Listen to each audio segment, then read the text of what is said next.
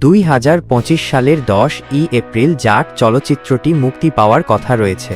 গোপীচাঁদ মালিনেনি পরিচালিত এই action drama ছবিতে প্রধান চরিত্রে অভিনয় করেছেন সানি দেওল, রণদীপ হুদা এবং রেজিনা ক্যাসান্দ্রা।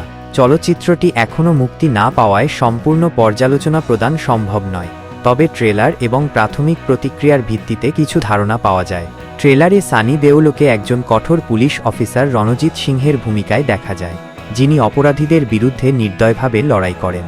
রণদীপ হুদা এখানে প্রধান প্রতিদ্বন্দ্বীর চরিত্রে অভিনয় করেছেন এবং তাদের মধ্যে সংঘর্ষের দৃশ্যগুলি বিশেষভাবে উল্লেখযোগ্য। সানি দেওলের বিখ্যাত সংলাপ এ ধাই কিলো কা হাত কি তাকত পুরা নর্থ দেখ চুকা হ্যায় আব সাউথ দেখেগা ট্রেলারের শেষে দর্শকদের মধ্যে উত্তেজনা সৃষ্টি করেছে। সামাজিক মাধ্যমে ট্রেলারটি প্রকাশের পর থেকেই দর্শকদের মধ্যে উত্তেজনা লক্ষ্য করা গেছে। অনেকেই মন্তব্য করেছেন যে সানি দেওলের এই প্রত্যাবর্তন বলিউডে 90-এর দশকের নায়কদের পুনরায় প্রতিষ্ঠিত করছে।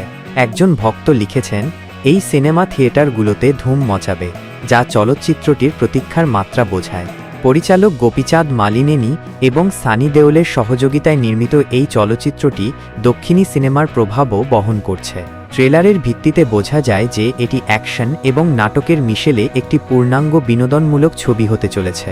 সানি দেওলের শক্তিশালী উপস্থিতি এবং রণদীপ হুদার সঙ্গে তার দ্বন্দ্ব চলচ্চিত্রটির মূল আকর্ষণ বলে মনে হচ্ছে। চলচ্চিত্রটি মুক্তির পরই এর সম্পূর্ণ পর্যালোচনা করা সম্ভব হবে, তবে ট্রেলার এবং প্রাথমিক প্রতিক্রিয়ার ভিত্তিতে বলা যায় যে জাট সানি দেওলের ক্যারিয়ারের আরেকটি গুরুত্বপূর্ণ সংযোজন হতে পারে এবং দর্শকদের জন্য একটি আকর্ষণীয় অ্যাকশন ড্রামা উপহার দিতে পারে।